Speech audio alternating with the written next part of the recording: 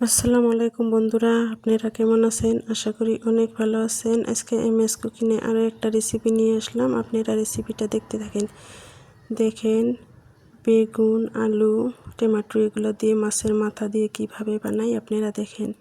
এখানে পেঁয়াজ কুচি, লঙ্কা কুচি তেলের ভিতরে দিয়ে দিছি, গোটা জিরাও দিয়ে দিছি, দিয়ে ভালোভাবে ভেজে নিলাম। এবার আমি মাছের মাথাটা দিয়ে দিলাম। মাছের মাথাটা দিয়ে আমি সবজিটা বানাবো। গরিবের সবজি এইভাবেই বানাতে হয়। কোনবা সময় মাছ থাকে না, এগুলাই বানিয়ে খাই, সেগুলাই আপনাদের সাথে শেয়ার করলাম। দেখেন মাছের মাথাটা ভালোভাবে ভেজে নিছি। এবার আমি সবজিগুলো ঢেলে দিব। সে সবজিটা আমি ভালোভাবে কষায় নিব। আশা করি ভিডিওটা ভালোই লাগবে। যদি ভালো লাগে লাইক কমেন্ট শেয়ার করেন, সাবস্ক্রাইব করে দিন, নতুন বন্ধু হয়েন, সাথেই থাকেন।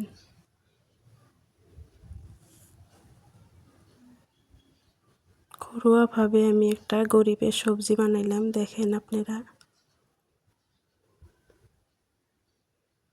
আপনাদের বাড়িতে যদি কোনো কিছু না থাকে, একটা মাছের মাথার, একটা আলু, একটা বেগুন, একটু টমেটো থাকে, এইভাবে বানিয়ে নিতে পারবেন।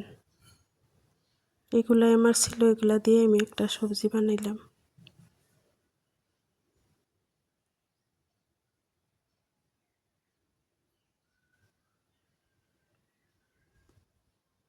ভালোভাবে কষিয়ে নিচ্ছি। দেখেন এবার আমি ঝোলের পানি দিয়ে দিব।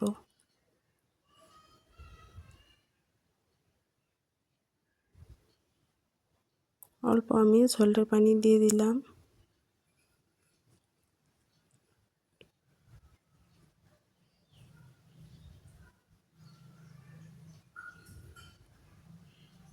দেখেন আমি নিজে হাতে ধনে গাছ লাগাইছি, সেইটাই আপনাদের দেখাচ্ছি। এখান থেকে ধনে পাতা তুলে নিয়ে যাব। বলের ভিতরে, বালতির ভিতরে লাগাইছি, কি সুন্দর করে হয়েছে দেখেন। এখান থেকে আমি ধনে পাতা তুলে নিব, সেটা আপনাদের দেখাইলাম। দেখেন অল্প কয়টা ধনে পাতা তুললাম, যেহেতু অল্প সবজি, দুই মায়ের বেটির সবজি, দুইজন মানুষ, আর কত সবজি লাগে, এটুকু হলেই হয়ে যায়। ধনে পাতা কুচি আমি দিয়ে দিলাম।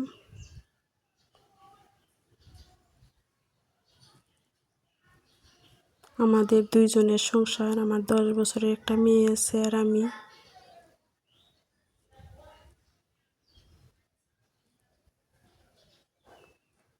দেখেন সুন্দরভাবে আমার সবজিটা হয়ে গেল।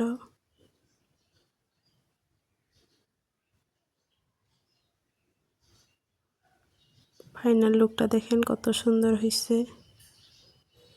ধনে পাতার পুরা সেন্ট বাড়াইছে।